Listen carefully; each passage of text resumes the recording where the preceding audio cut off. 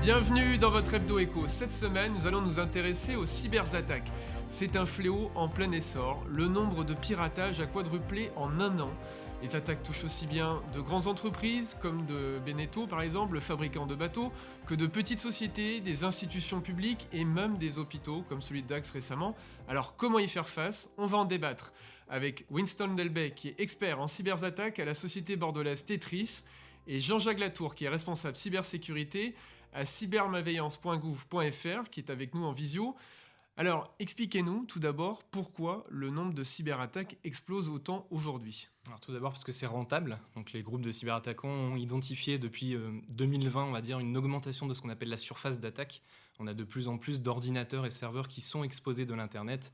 Et de cette manière, les attaquants peuvent s'introduire à distance au sein d'entreprises ou d'administrations. Et quelles sont aujourd'hui les différentes formes de menaces et celles qui sont les plus dangereuses ? Alors celle dont on entend la plus parler, c'est celle du ransomware, notamment avec l'actualité récente qu'il y a eu vis-à-vis des domaines hospitaliers, enfin des administrations hospitalières. En fait, il faut essayer de différencier deux choses. On a des campagnes de cyberespionnage qui vont être menées par des groupes d'attaquants sophistiqués et qui ont cette fois-ci pour vocation à cibler plutôt des secrets étatiques, enfin des administrations sensibles de chacun des États. Et enfin, on a plutôt des groupes d'attaquants qui vont cibler des administrations qui peuvent être médicales, mais l'ensemble des secteurs d'activité sont ciblés et qui ont plutôt vocation à déployer des malwares, des virus qu'on considère comme étant des ransomware et qui vont imposer la nécessité de payer une rançon.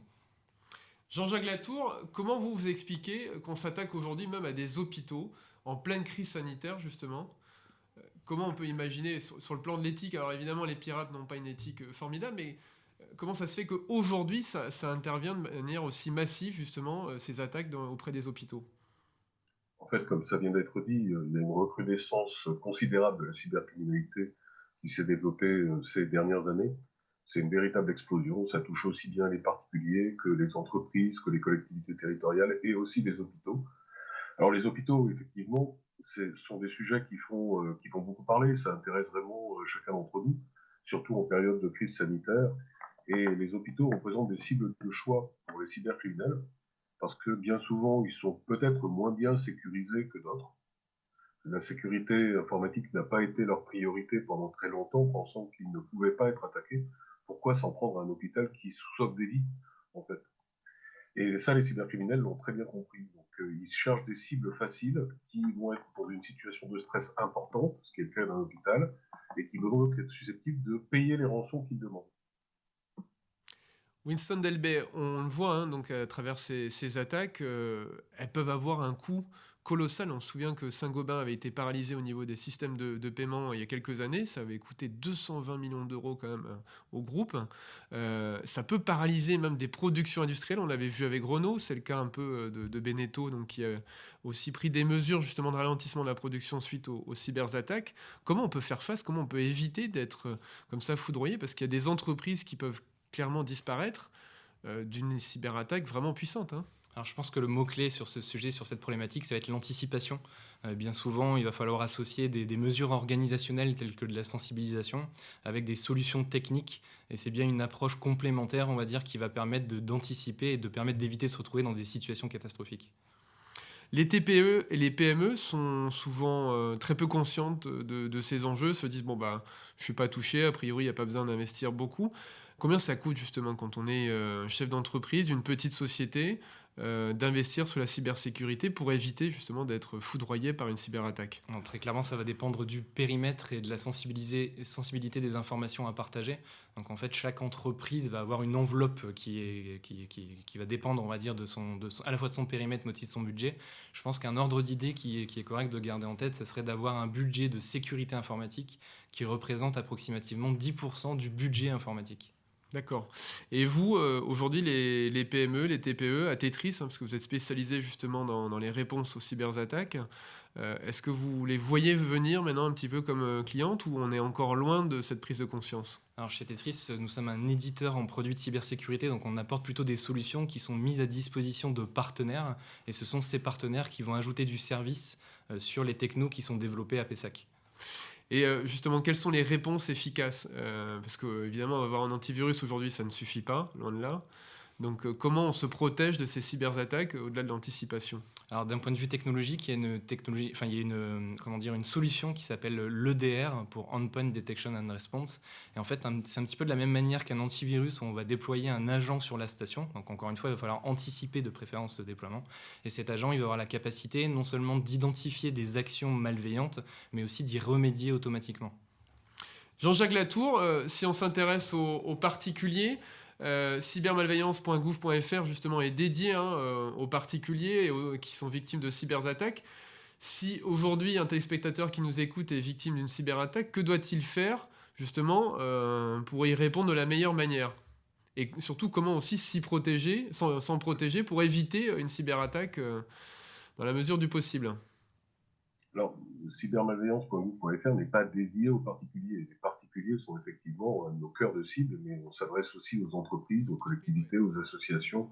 En fait, toute entreprise qui est confrontée à un acte de cybermalveillance. Alors, je dirais, pour répondre à votre question, que la première des choses à faire, c'est de se rendre sur cybermalveillance.gouv.fr.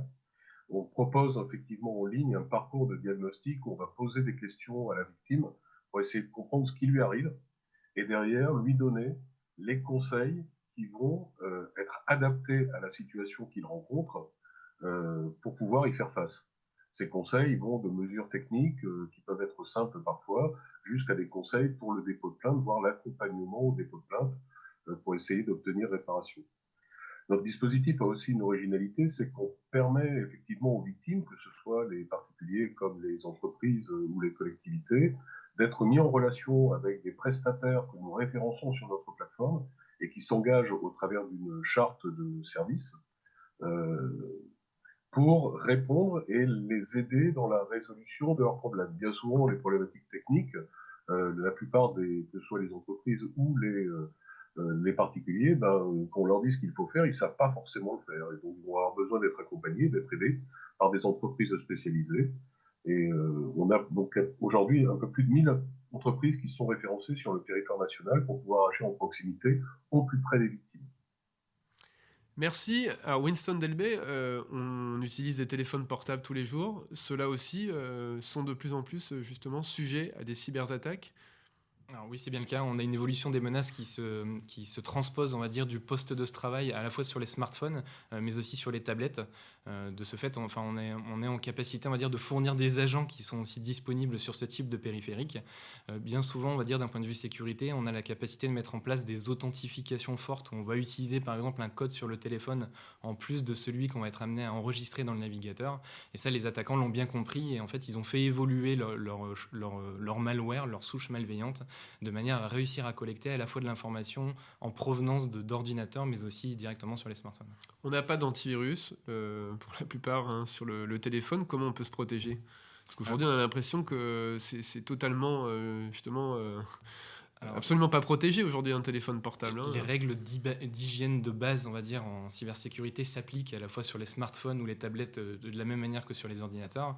Donc on peut déjà commencer par maintenir à jour son système d'exploitation, appliquer les mises à jour de sécurité, éviter de télécharger trop d'applications, enfin restreindre au juste besoin les usages.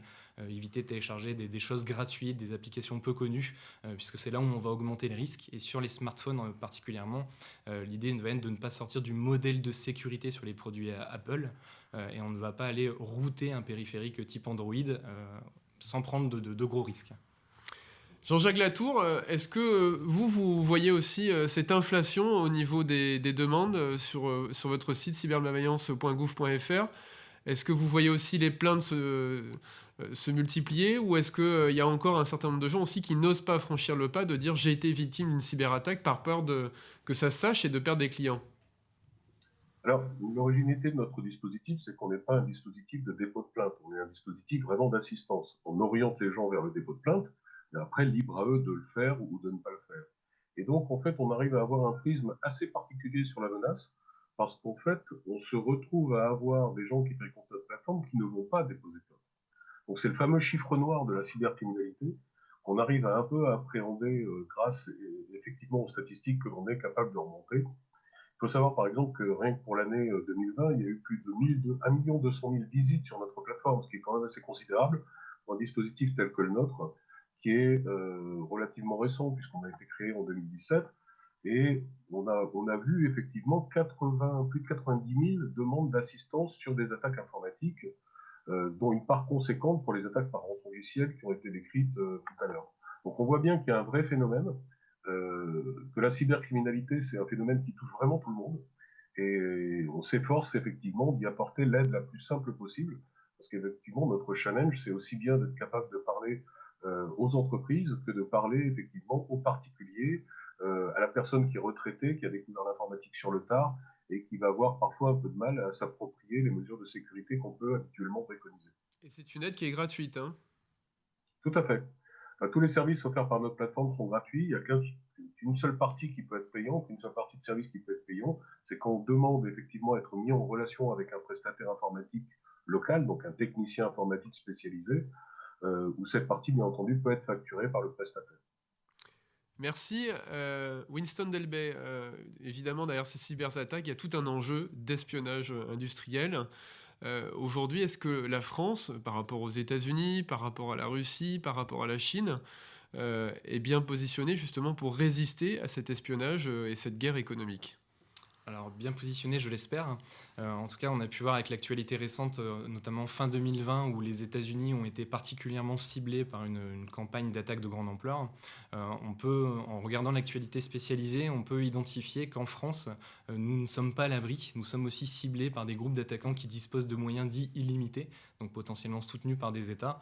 Et de fait, il convient d'apporter des moyens en cybersécurité qui vont permettre de répondre à ces menaces spécifiques. Mais du coup, c'est là où les annonces du président de la République sont pertinentes, puisqu'elles vont permettre d'accélérer la montée en puissance des capacités de protection de l'État français vis-à-vis de ces menaces. Mais est-ce qu'on met assez de moyens ? Parce qu'on n'a évidemment pas les mêmes budgets que les États-Unis ou la Chine.